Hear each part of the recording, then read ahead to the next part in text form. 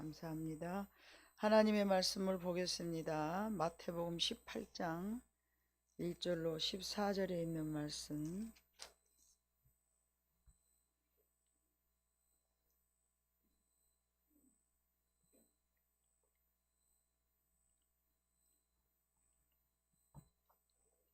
신약성경 30쪽 되겠습니다. 그때 제자들이 예수께 나와 이르되 천국에서는 누가 크니까? 이르시되 진실로 너희에게 이르노니 너희가 돌이켜 어린아이들과 같이 되지 아니하면 결탄코 천국에 들어가지 못하리라.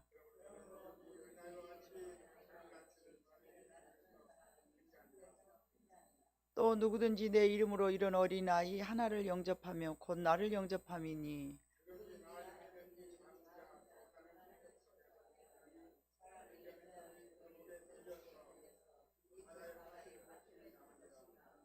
실족하게 하는 일들이 있으므로 말미암아 세상에 화가 있도다. 실족하게 하는 일이 없을 수는 없으나 실족하게 하는 그 사람에게는 화가 있도다.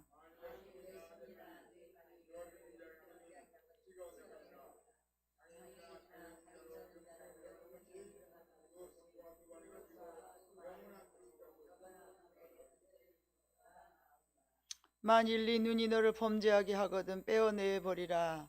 한 눈으로 영생에 들어가는 것이 두 눈을 가지고 지옥불에 던져지는 것보다 나으니라.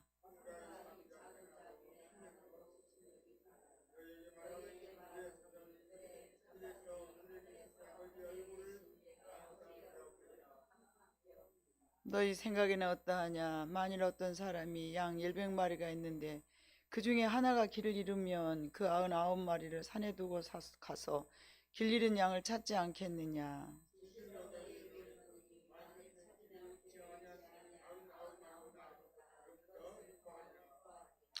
이와 같이 이 작은 자 중에 하나라도 잃는 것은 하늘에 계신 너희 아버지의 뜻이 아니니라. 아멘. 사람이 여러분 감기에 걸릴 때 흔히 아우 내가 어제 살짝 춥더니 오늘 감기가 걸렸어 이렇게 말을 해요. 그래서 어느 정도 온도 때문에 내가 감기가 오는 것은 맞는 말이죠. 추운 환경이 원인인 것은 사실이지만 그에 앞서 우리가 잘 아는 것처럼 그 감기의 바이러스를 이길 만한 내 안에 면역력이 얼마나 있느냐에 따라서 감기가 걸리기도 하고 똑같은 상황인데도 안 걸리기도 하는 거, 이 정도는 우리가 이제 의학 상식이 높아져서 어느 정도 다 압니다. 그래서 요즘은 면역력을 높여라. 그래서 뭐 어른들을 홍삼정 면역력에는 사포닌이 아주 면역력이 강해 뭐 하면서 면역력 강화를 위하여서 열심히 이제 선전합니다. 제가 정광전 선전하려고 나온 거 아니에요. 아무리 피곤했다고 저렇게 호흡이 안 맞아서야. 어찌 됐든 간에 이 면역력이 높아야만이 내 안에 있는 감기 바이러스를 이겨내는 저항력이 이렇게 증가된다. 그래서 중요하다. 이런 것들은 우리가 의학 상식으로 알고 있듯이 이 세상에 살아가는 것이 마치 이 성도들이 이 세상 살아가는 것이 너무 힘들죠. 광야에서 살아가는 것처럼. 그래서 살아가는 게 힘든 건 사실이지만 그러나 모두가 다 넘어지지는 않아. 감기 바이러스가 싹 있다 해서 모두가 감기가 걸리가 아닌 것처럼 광야가 힘든 것이지만 모두가 그렇게 나약해져 가지고 세상에서 실패자로만 살고 있지는 않는다는 얘기입니다. 왜냐하면은 우리는 십자가를 통해서 성령을 받은 사람들은 그 힘든 세상을 이길 수 있는 세상의 감기 바이러스를 이겨내는 것처럼 우리 안에는 십자가의 성령의 보혈의 피로 말미암아 세상을 이길 만한 강한 면역력이 있기 때문에 그렇습니다. 그래서 이 세상은 광야 같은데 예수님이 계신 곳, 예수님이 모여든 사람은 대개가 다 환자들이었어요. 내가 환자라고 생각하는 사람들, 나는 약하다고 생각하는 사람들. 그런데 지난번에도 우리가 계시록의 라우디게아 교회를 설명드린 것처럼 자기는 부유하여 자기는 뭐 가진 것이 많다 하였으나 주님 보시기에는 가지지 않고 눈먼 자고, 눈이 보인다고 하지만 눈먼 자고, 헐거벗은 자고, 예? 막 그런다고 그랬잖아요. 그런데 실제적으로 내가 병자라고 생각하고 주님 앞에 달려든 사람은 다 예수님 때문에 나음을 입었고 그 환경이 개선되고, 그런데 누가 더 얼척없는 사람들인가? 내가 안다고 하는 사람들, 바리새인들. 나는 상당히 많이 알아. 나는 건강해. 나는 뭐까짓것 강해. 끄떡 없어. 이런 사람들이 주님 보시기에는 더 심란한 환자들인 거예요. 아멘? 예수님이 모인 곳에 눈이 안 보이고 안진뱅이고 기머거리고 뭐 절름발이고 나병 환자고 혈류병자고 중풍병자고 막 이런 사람들은 다 자기의 뭐를 아는 거예요? 병증을 알아요. 자기의 병증을 알아. 내가 약하다는 걸 알아. 그런데 예수님이 그들을 위해서 막 사역을 하셨어. 병자들이 너무 많으니까 그런 곳에서 사역을 하셨어. 그렇게 예수님의 사역하는 것을 다 지켜본 이 제자들이, 아, 예수님이 무엇을 위해서 이 땅에 오셨는가 그걸 알면 얼마나 좋겠어요. 근데 오늘 본문에 봐보니까 예수님 천국에서는 누가 커요? 그러면서 봐보니까 내가 더 하나님 참 누가 더 크지? 누가 더 나중에 큰 보좌 옆으로 앉을까? 그러면서 관심은, 제자들의 관심은 그 자리 싸움을 하고 있는 거예요. 얼마나 예수님 보시기 심란하겠어요. 예수님이 보실 때는 제자들은 예수님께서 선택해낸 사람들이니까 이제 누구를 닮아가야 돼. 예수님을 닮아가야 될 뿐만 아니라 예수님은 이 사역을 이제 이 제자들에게 맡기려고 훈련도 시켜가지고 귀신을 쫓아내는 능력도 주고 막 그랬어요. 그런데 그런 데는 아무 관심이 없고 여전히 그들이 관심 있는 거는 뭐였어요? 누가 더 높아? 누가 더 커? 내가 조금 밑에요? 12명 가만히 놔둬봤어. 가만히 있어봐. 베드로, 요한, 야고보 이것들을 더 하나님, 예수님이 사랑하시네. 그러면 저거 1인자예요. 그럼 나는 2인자요? 너는 몇 인자요? 뭐 이거 하고 있는 거예요. 여러분, 주님이 보실 때 얼마나 답답하겠어요. 오늘 본문이 그래요. 예수님, 예수님께서 천국에는 어떤 사람이 제일 큰 거예요? 이렇게 물어본 거예요. 그랬더니 예수님께서 한 어린아이를 불러서 그 가운데 세우시고, 진실로 너희에게 이르노니 너희가 돌이켜 어린아이들과 같이 되지 아니하면 결단코 천국에서 누가 큰 것은 고사하고 천국에 너희가 들어가지도 못하느니라. 천국에서 누가 큽니까? 그랬더니 야, 너희들 같이 지금 자리 싸움하고 앉았으면 천국에 들어가도 못해. 한마디로 말하면 이거예요. 너희처럼 그렇게 자리 싸움하고 앉았어 봐라. 너 천국에 못 들어간다니까? 지금 그러시는 거예요. 그들의 마음속에는 보이지 않는 경쟁의식과 비교의식이 가득 있었어요. 이 어린아이, 우리는 이 어린아이, 뭐 좀 소자, 이 어린아이. 예수님께서는 여러분 이 어린아이를 말씀하시면서 4절에 봐보니까 부연 설명을 하셨는데 그게 무슨 뜻인가 봤더니 이 어린아이가 무엇이냐. 정말 우리 하율이처럼 나이가 적으면 연소하면 어린아이냐. 그게 아니라는 거죠. 4절에 밥집 다치 읽어봐요. 시작. 그러므로 누구든지 이 어린아이와 같이 자기를 낮추는 사람이 천국에서 큰 자니라. 자기를 낮추는 사람이 어린아이라는 얘기예요. 아멘? 자기를 낮출 줄 아는 사람이 어린아이라. 예. 지금 너희들처럼 보이지 않는 것에 경쟁을 가지고 있고 경쟁심을 비교는 하고 앉았고 그러면은 그거는 천국에서 크기는커녕 들어가지도 못할 뿐더러 정말 너희들이 천국에서 큰 자가 되고 싶냐? 그러면 이 아이처럼 돼. 이 아이처럼 네가 되어야 돼. 이 아이는 애들이 여러분 어떻게 할까요? 하예라, 너 여기 와서 설교 좀 해라. 왜 웃냐? 하율이가 할래? 왜 못해? 하율아 왜 못해? 대답을 크게 해봐. 아는 게 없어서. 저게 천국에서 큰 자입니다. 박수 한번 쳐줘요. 아이 입장에서는 당연하겠지만 저게 아이의 마음이에요. 여러분들 그런 마음으로 살아야 돼요. 아는 게 없었어요. 저는 제 힘으로는 할 수 없으니까요. 이게 작은 자예요. 여러분이 그동안 어떻게 살았는가 한번 뒤돌아봐 보세요.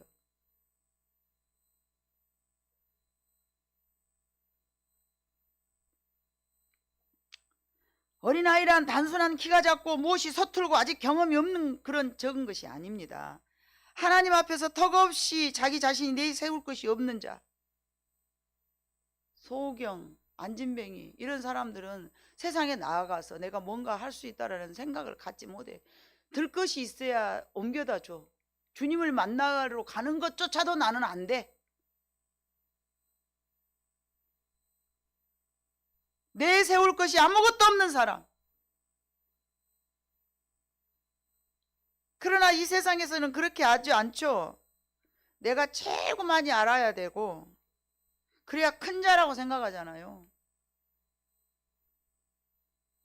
예수님의 방법은 다 역설적이잖아요.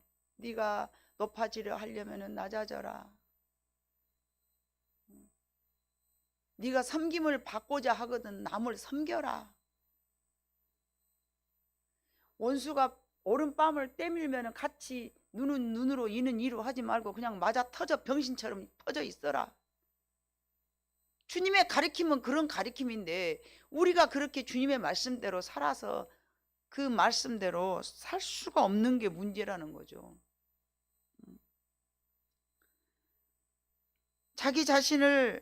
예수님은 자기 자신을 작게 여기고 하나님을 전적으로 의지하는 자가 어린아이와 같은 자입니다. 나도 점점 성장해서 정말 내가 더 많이 뭔가를 알아야 된다. 나는 다 알고 있다. 이게 아니고 내가 점점 더 커져야겠어. 내가 점점 더 많이 알아야겠어. 이것이 아니라 내 힘으로는 아무것도 할 수 없어. 많이 알아도. 내 힘으로는 아무것도 할 수 없어. 그뿐만이 아니라 내가 높아지는 게 아니라 나는 점점 더 작아져야 되겠어. 오늘 또 여러분이 주님 때문에 주님의 말씀을 붙잡고 주님의 말씀 의지하여서 내가 더 작아진 자, 내가 더 낮아질 수 있는 자였다면 여러분 하루 성공한 사람들입니다. 내가 얼마만큼 작아질 수 있지? 나는 얼마나 더 죄인이 되어야 될까? 오늘 또 여러분들에게 나는 이런 허물이 많은 죄인이로구나 그걸 알았다면 여러분은 큰 천국의 보화를 얻은 사람들입니다. 나 자신을 얼마만큼 성장시켜서 남들 앞에서 뽀대나게 세워볼까? 이것이 하나님 나라에서 큰 자가 아니고요. 어떻게 하면 나는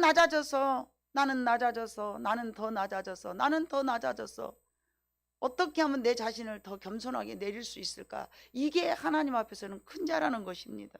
이거를 매일매일 고민해야 됩니다. 그게 바로 어린아이와 같은 사람입니다.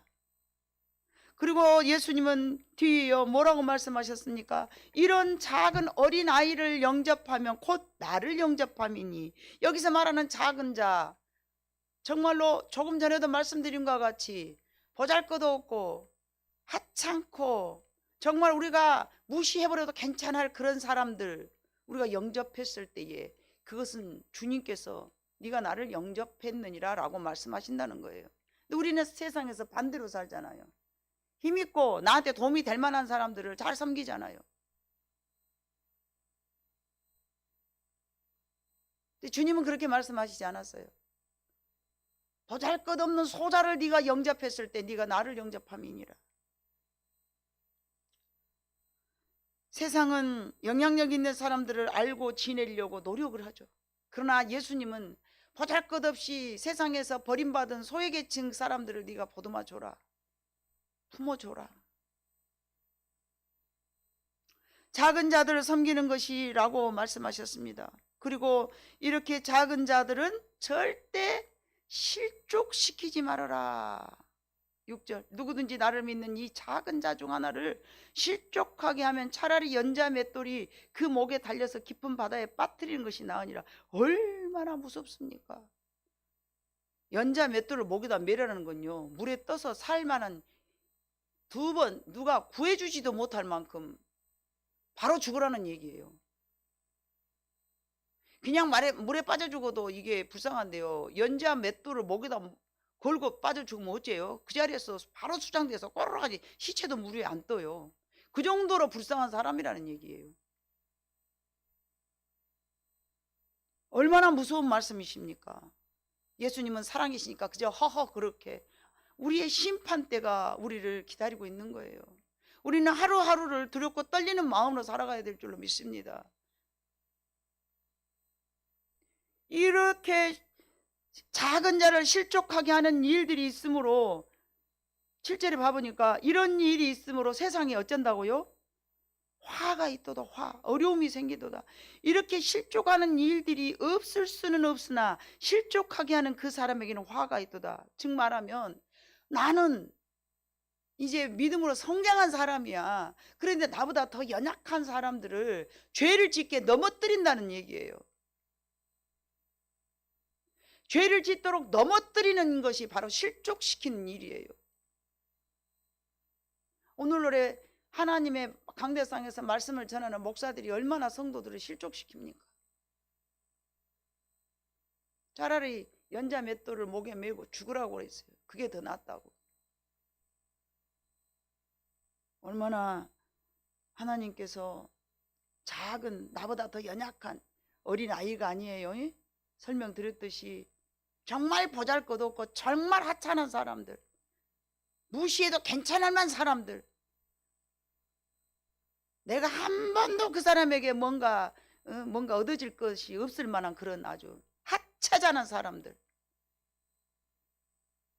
그런 사람들을 너희가 함부로 하거나 실족시키면 너희는 차라리 연자 맷돌을 목에다 메고 죽는 것이 낫다. 즉 말하면 작은 자 하나를 죄와 멸망으로 밀어넣는 그런 일들은 너무 주님이 그거를 심각하게 생각하신다는 거예요.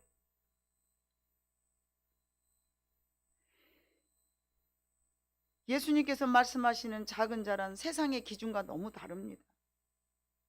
정말 믿음이 연약하고 보호가 필요하고 아직도 혼자서는 잘 헤쳐나갈 뭔 일들이 하나도 없어. 자기 혼자는 뭔가를 아무것도 할 수 없어. 보호가 필요해. 저는 혼자서도 잘해요. 그런 아이가 아니에요. 그래서 예수님은 연약한 자에게 관심을 갖고 사랑하라고 말씀하셨습니다. 지구상에서 자기 백성을 가장 많이 죽인 사람, 죽음으로 몰아넣는 사람은 여러분, 뭐 여러 통치자들 중에서 여러 사람이 있겠지만 스탈린이 별로 좋지 않은 사람이잖아요. 이 사람은 러시아를 다스리는 동안에 대략 2천만 명을 죽였고 2,500만 세대의 사람들을 집단 농장으로 이주시켜서 강제 노동을 시킨 사람이에요. 근데 어떤 러시아에서 선교 활동하고 있는 선지자에게 스탈린에 대해서 어떤 사람들이 어떻게 생각을 하고 있습니까? 물어봤어요. 그랬더니 그 사람 아주 꿈에도 보면은 힘들다. 그 사람은 죽어 마땅하다. 생각도 안 난다. 이런 사람도 있는데 반면에는 그 사람 유명하죠. 이 나라를 세계에서 그래도 최대의 강국으로 일으켰던 사람이 아닙니까? 이렇게 대답을 해요. 그 사람이 지금 저는 존경스럽대요. 이렇게 말하는 사람들도 있어요. 두 부류가 있었어요. 여러분 어떻게 생각하십니까? 어느 게 맞다고 생각하십니까? 나라를 세우는 건 하나님은 눈에 보이는 나라를 나라라고 말씀하시지 않습니다. 하나님은 눈에 보이지 않는 나라를 하나님의 나라라고 말씀하셨기 때문에 세상의 눈으로 보면은 그런 말이 나올란가 모르겠지만 하나님의 나라는 하나님의 눈으로 보면은 하나님은 하나님의 눈으로 세상을 보기를 원하시잖아요. 하나님은 하나님의 눈으로 성경을 보기를 원하시잖아요. 하나님은 하나님의 눈으로 이웃을 보기를 원하시잖아요. 그런 눈으로 봤을 때 스탈린은 굉장히 나쁜 사람이죠. 사람의 목숨을 귀하게 여기지 않고 사람의 목숨을 파리처럼 생각하면서 자기의 권력만을 생각하면서 자기가 통치하려는 그 나라만 세우려고 했던 사람인데 하나님 앞에서 어떻게 그 사람이 큰 사람이라고 말하겠습니까? 예. 세상과 반대되는 예수님의 법은 오히려 마가복음 10장 여러분 42절로 43절을 봐볼까요? 마가복음 10장 43절로 42절로 43절 예수께서 불러다가 이르시되 이방인의 집권자들이 그들을 임의로 주관하고 그 고관들이 그들에게 권세를 부리는 줄을 너희가 알거니와 너희 중에는 그렇지 않을지니 너희 중에 누구든지 크고자 하는 자는 너희를 섬기는 자가 되고 너희 중에 누구든지 으뜸이 되고자 하는 자는 모든 사람이 종이 되어야 하리라. 인자가 온 것은 섬김을 받으려 함이 아니라 도리어 섬기려 하고 자기 목숨을 많은 사람의 대속물로 주려 함이니라. 아멘. 예수님이 세우고자 원하시는 나라는요, 그런 권력이 아니었습니다. 이 본문에 넘어지게 하는 일, 자, 연자맷돌을 목에 걸고 차라리 모래 빠쳐 넣는다는 얘기인데, 여러분 성경에서는 시띠나무가 별반 좋은 나무가 아니죠. 시띠나무. 뭐 이스라엘 사람들이 가장 좋아하는 나무는 뭐 솔로몬의 백향목처럼, 그래서 백향목 쭉쭉 걷어서 집 짓기 좋은 그런 나무. 향이 나고죠 말이죠. 백향목. 향이 얼마나 좋으면 백향목이라고 했어요. 예. 또 이스라엘을 대표하는 포도나무, 아니면 뭐 무화과나무, 아니면 기름을 짜내는 감람나무, 이런 나무들이 얼마나 좋아요. 근데 시띠나무는 별반 쓸모없는 나무예요. 그럼에도 불구하고 하나님께서는 그 시띠나무를 가지고 조각목으로 그 제단을, 번제단을 짜서 욱에다가 금으로 입히고, 교회에 언제도 말씀드렸지만 우리같이 쓸모없는 하찮은 인간들을 하나님은 선택하셔서 믿음으로 금으로 싸서, 정금으로 싸서 하나님의 성전에서 보배와 같은 그런 도구로 사용하신다는 의미가 100% 담아져 있는 말씀이잖아요. 근데 이 시띠나무는 별반 좋은 나무가 아닌데 가시나무에 속하고 아카시아와 같은 그런 종류인데, 정말 가시가 있어서 이게 불쏘시기나 하지 못하나 이렇게 못으로, 그때는 나무가 못이잖아요. 이렇게 갈가가지고 뭐 이게 못이나 하고 어떻게 한번 만들면 모를까, 큰 어떻게 뭐 건축목으로 할지 그렇게 쓸 수 있는 그런 나무가 아니에요. 그런데 여러분 아세요? 이 광야에서는 이 시띠나무가 매우 유용하게 잘 자랍니다. 강에서 시띠나무. 사방 천지를 둘러봐도 그늘 하나 없는 광야에서는 유일하게 그늘을 만들어주는 나무가 바로 이 시띠나무였습니다. 그래서 광야의 여행에 지친 사람들이 쉬었다 갈 수 있게 해준다고 해요. 여러분 이 세상은 광야와 같이, 서두에 말씀드린 것 같이 광야와 같습니다. 누구 하나 의지할 곳 없는 세상, 이 세상 한가운데에 시띠나무가 있는, 이렇게 지친 그 광야에서 시띠나무를 하나 발견했다고 해봐. 여러분 땡볕에 물은 마르고 땡볕이 너무 뜨거워서 견딜 수 없는 나그네가 좀 한 발치에서 나무 그늘이 있는 거예요. 지금 가서 쫓아가서 그 나무 그늘에서 이렇게 땀을 씌울 때 얼마나 좋습니까? 제가 몇 년 전에 이 그 논을 밭으로 만들어 가지고 이제 일궈 가지고 막 땅을 이렇게 메꿔 가지고 이렇게 막 그 이제 밭을 일궜는데, 이제 원래 논이었기 때문에 산이 아니라서 그 땡볕에 좀 앉아서 쉬려고 그러는데 그늘이 없는 거예요. 그늘이. 그러면 이제 우리 그 차를 옆에 앉아서 땀을 식히는 거예요. 차 길가에 앉아가지고, 차는 길가에다 세워놓으니까. 그러면서 어서 뭔 큰 나무를 하나 여기다 탁 갖다 심어놨으면 얼마나 좋을까. 나무 여가 그늘이 있으면 너무 좋겠다. 그 나무 그늘을 너무 그리워하고 사모할 때가 있었거든요. 뭐 광야는 거기에 비하면 아무것도 아니죠. 근데 그 광야의 시띠나무가 얼마나 그 나그네들에게는 필요하겠습니까? 예. 이 세상에서는 별로 알아주지도 않은 시띠나무, 백향목도 아니고, 예. 뭐 무화과나무도 아니고, 포도나무도 아니고, 감람나무도 아니고, 누가 알아주는 나무가 아니야. 그게 우리들 성도잖아요. 세상에서 누가 여러분들 알아줍니까? 안 알아주잖아요. 안 알아줘요. 누가 알아주는 사람이 없어요. 쓸모없이 보이지만 비록 시딘 나무라 할지라도 그리스도의 영이 우리에게 임하면 광야에서 세상에서 큰 그늘이 될 수 있는 우리들이 될 줄로 믿습니다.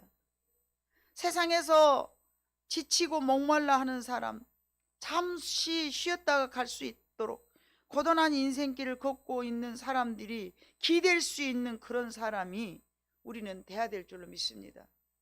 예수 그리스도의 사람, 성령의 사람은 그렇게 살아가는 것입니다. 그리고 그렇게 살아가야 합니다. 그래서 하나님께서 우리를 선택해 주셨고 이 작은 소자에게 하는 것이 곧 내게 한 것이라고 제자들을 가르쳤습니다. 사도행전의 11장에 봐보면요, 이 바나바라는 사람이 그렇게 살았어요. 바울이 사울 때 사람을 쳐 죽이고 막 아주 막 그래놔서 악평이 나 있잖아요. 그러니까 제자들이 바울을 별로 회심했다 그래도 안 만나주는 거예요. 그 무독한 인간, 사람을 얼마나 죽였는데 뭔 그런 인간이 변하면 얼마나 변했겠어. 그런 식으로 알아주지도 않았는데 이 바나바가 회심한 바울을 누구도 봐주지 않았지만 그가 알아준 거예요. 바울을 받아줬어요. 그랬어? 그 하나님께서는 바울의 인생에서 바나바를 광야에 시딘 나무가 되게 하신 거예요. 그런 사랑을 받은 그 바울은 또 다른 사람의 그늘이 되어줬어. 빌레몬서 1장 18절에 봐보면 빌레몬이 있는데 도망친 노예 오네시모를 그가 사랑으로 품어주는 거예요. 누가요? 바울이요. 이와 같은 십자가의 사람들은, 십자가의 사랑을 맛본 사람들은 힘든 사람에게 그늘을 제공해주는 사람이 된다는 거예요. 왜요? 광야에서 나도 퍼벅거리고 살아봤거든. 누구의 도움을 내가 목말라 하고 살아봤잖아요. 그래서 작은 자들을 지켜내며 그들의 그늘이 되어주고 살아야 된다라고 주님이 말씀하셨어요, 여러분. 예. 마태복음 8장 28절에서 34절에도 보면요, 예수님께서 군대막이 든 사람을 불쌍히 여기시고 그 속에 악한 귀신을 쫓아내 주셨어요. 그때 사람들의 반응은 아니 저 귀신 든 저 인간 하나를 살리려고 저 돼지떼를 2,000마리나 되는 돼지떼를 몰살시켜버리니까 동네 사람들이 예수님을 쫓아내는 거예요. 저까지 인간이 뭐이라고 우리 돼지떼를 다 몰살시켜놨다고. 예수님은 한 영혼에 대해서 관심을 가졌는데 사람들은 돈에 대한 관심을 가졌기 때문에 돼지떼에다가 마음을 먹은 거예요. 예수님은 그 돼지 값보다 귀신 들어 쓸모없는 그 영혼 한 사람을 얼마나 귀하게 여겼습니까? 작은 소자란 이와 같이 세상의 가치관으로는 별 쓸모없는 사람을 말하는 거예요. 그래서 오늘 그 본문에도 그렇게 말씀하셨잖아요. 야 12절 너희 생각에는 어떠하냐? 만일 어떤 사람이 양 100마리가 있는데 그 중에 하나가 길을 잃었으며 그 99마리를 산에 두고 가서 길 잃은 양을 찾지 않겠느냐? 예수님은 안전하게 거하고 있는 99마리보다 길을 잃고 헤매고 있는 그 한 마리 양에게 관심을 더 가지신 거예요. 13절 진실로 너희에게 이르노니 만일 찾으면 길을 잃지 아니한 99마리보다 이것을 더 기뻐하리라. 이와 같이 이 작은 자 중에 하나라도 잃은 것은 하나님이 하늘에 계신 너희 아버지의 뜻이 아니라, 뜻이 아니야. 하나님의 뜻은 아무리 우리가 봤을 때는 믿음이 연약하고 참 저 사람이 될성 싶어 보이지도 않아. 저 믿음이 그냥 꺼져가는 등불이고, 예? 꺼져가는 등불이 어떤 사람이라고 그랬어요? 그냥 옆에 있으면 눈물 나는 사람. 꺼져가는 불 봐봐요. 꺼져가는 불, 아궁이다 불 때다가 불이 꺼져가 봐봐요. 눈물만 난다니까요. 냉갈라갖고. 교회 다닌다고 하는데 내 눈에 눈물이나 쏙쏙 빼는 사람. 근데 주님은 그런 사람을 버리지, 꺼져가는 등불을 마저 끄지 아니하시고 상한 갈대를 마저 꺾지 아니하시고 별반 쓸모없는 그런 사람들에게 너희는 광야에서 그늘이 되어다오. 아멘. 별반 쓸모없는 시띠 나무 같지만 광야에서는 우리는 세상에서 시띠 나무 같은 존재라니까요. 별 쓸모 없어. 그다 누가 뭐 이렇게 죽어도 막 뭐 그냥 죽었는갑다 그래. 근데 뭐 이해찬 씨 봐보세요. 막 아주 5일장 막 치르면서 난리도. 우리가 죽은다고 누가 그렇게 해줄 것 같아요?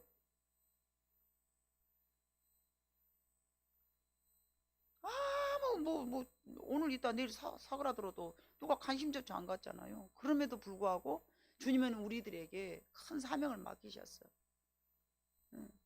군대막이 든 사람들, 참 보잘것없는 지난 주일 말씀처럼 자기 힘으로는 일어나도 하나님 앞에 나오지도 못한 안진뱅이들, 뭐 들것 노릇해라. 너희가 누군가가 도와줘야만이 하나님 앞에 나올 수 있는. 들 것이 필요해? 네가 들 것이 되어다오.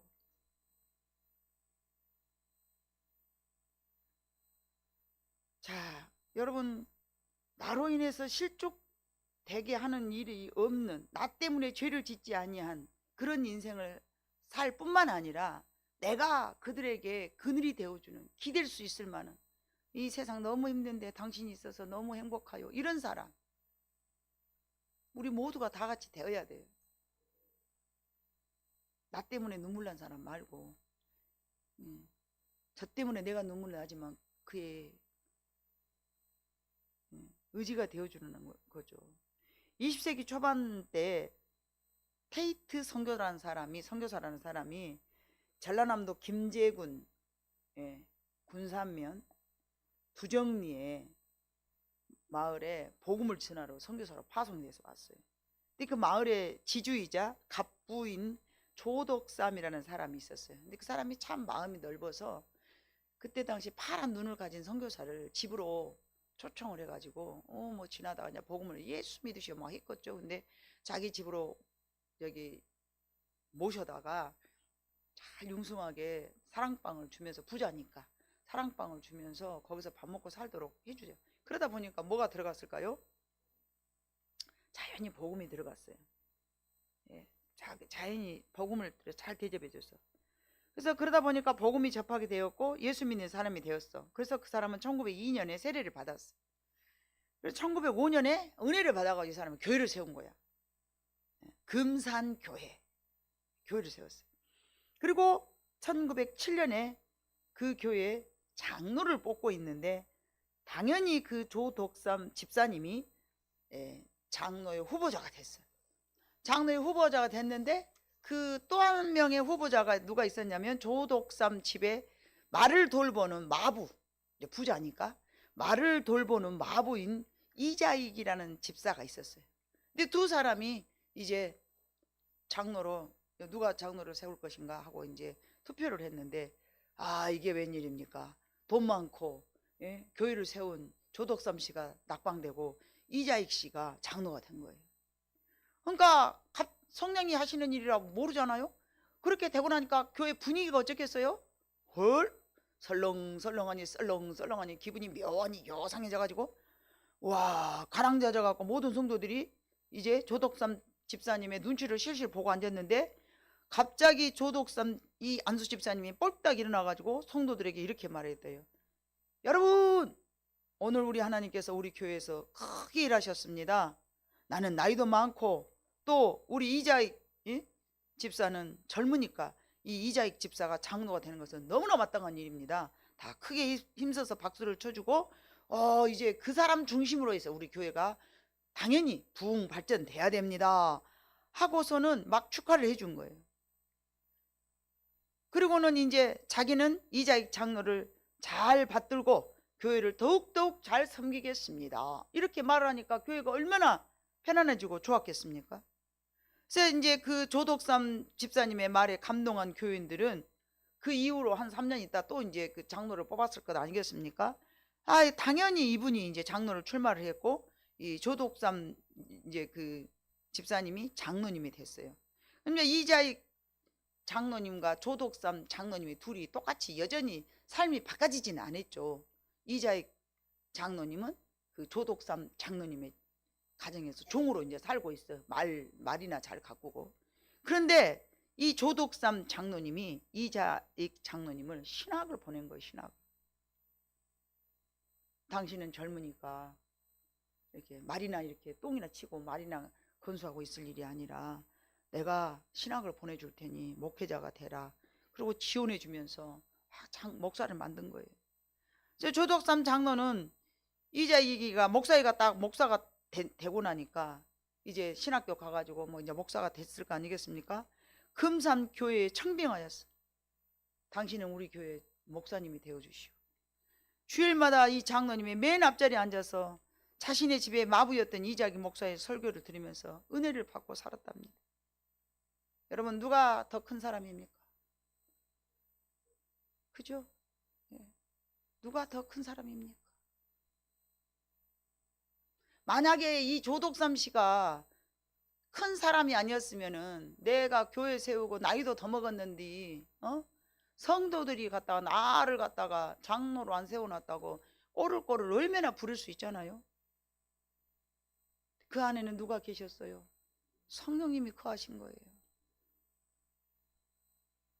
우리는 광야와 같이 메마른 세상에서 별 쓸모없는 시띤 나무에 불과하지만 큰 나무가 돼야 될 줄로 믿습니다.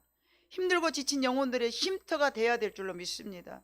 하나님은 아무리 작은 자 한 사람도 소자 중 한 사람이라도 잃어버리지 않기 위해서 소중하게 관리하고 있는데 그 하나님의 사람을 우리 눈으로 보고 하나님 앞에 덜 돼먹은 가짜는 눈으로 판단하면서 저건 왜 저렇게 싸가지가 없냐, 저건 왜 저렇게 무식하냐, 저건 왜 저렇게 별 볼 일이 없냐. 우리 인간들은 그러기가 십상이란 얘기죠.